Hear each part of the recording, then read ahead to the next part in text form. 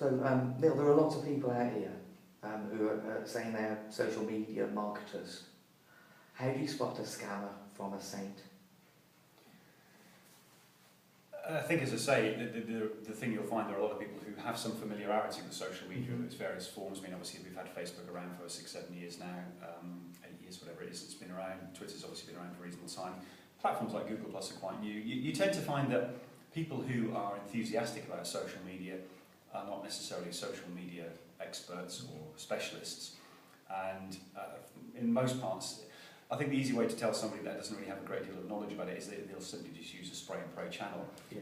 Big thing for a lot of people, Twitter, massive opportunity. Anybody can pick up their phone, they can create an account, they can load their content up, and they can start to communicate with the world. The question is, who are they aiming their messages at? Really the thing is, Joe, it's all the same golden rules apply. Yeah. It's the right message to the right person at the right time. Social media is just another marketing channel as with anything else. So the first question really you need to be looking at is there a plan, is there a structure? And also, most importantly, which channel are we going to use for what purpose? Because they're all slightly different. Yeah. And what people tend to do is they tend to either focus on just one and use that for everything, which is okay, it's probably a good place to start, or they use a whole mixture and they use all of those channels for everything, rather than thinking more specifically. I mean, the audience within LinkedIn is going to be a very different audience to something like Twitter, and the audience on Facebook is going to be very different to the audience on Google+.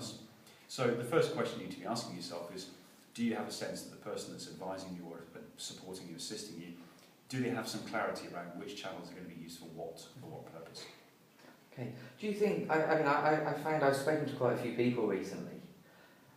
I don't get a sense that many of them have asked them about my business goals. So they say, yeah, they're looking at the outcome of putting output there, yeah, which is obviously important.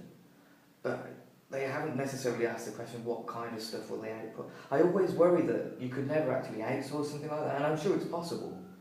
But I can't see the way you can disconnect your core voice and knowledge, how you could pass that over to somebody else to manage for you. I think there's two ways that can be approached. One is, the most basic sense is that you simply engage or hire somebody who can assist you with the process of disseminating that information.